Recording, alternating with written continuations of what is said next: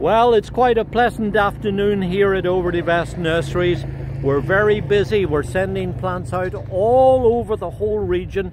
Lots of pretty plants going out to garden centres in the next week or so. So look out at your local garden centre. You're sure to find lots of really good plants for all sorts of situations in your garden.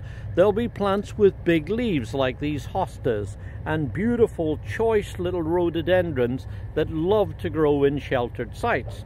Then there are other plants that are ground huggers, that have their ancestors who grow high up in the mountains in rocky crevices.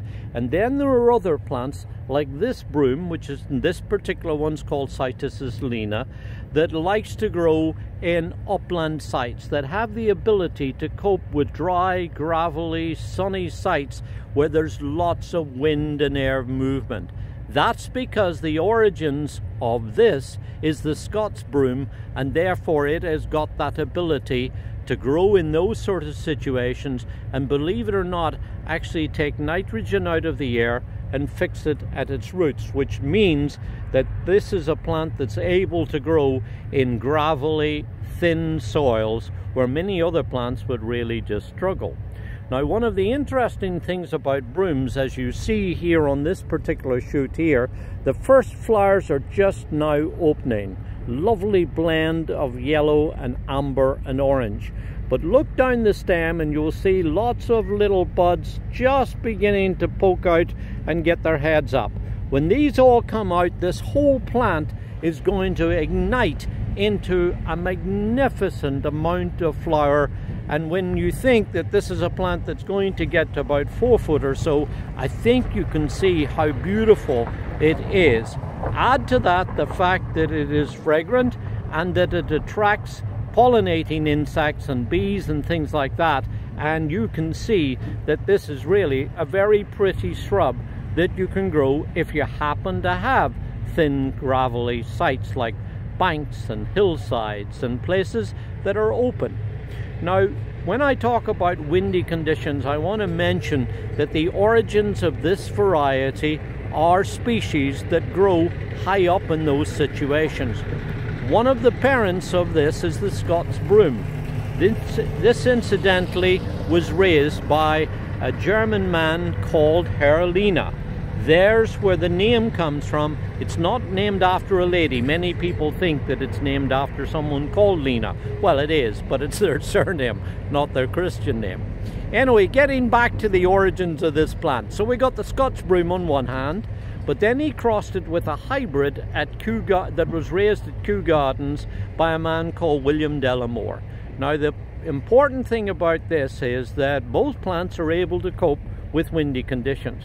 But because this is a hybrid or of hybrid origin, it means that it doesn't set many seeds, and that's important because the ordinary Scotch Broom, which has yellow flowers, is really a very frequent seeder and therefore can cause problems.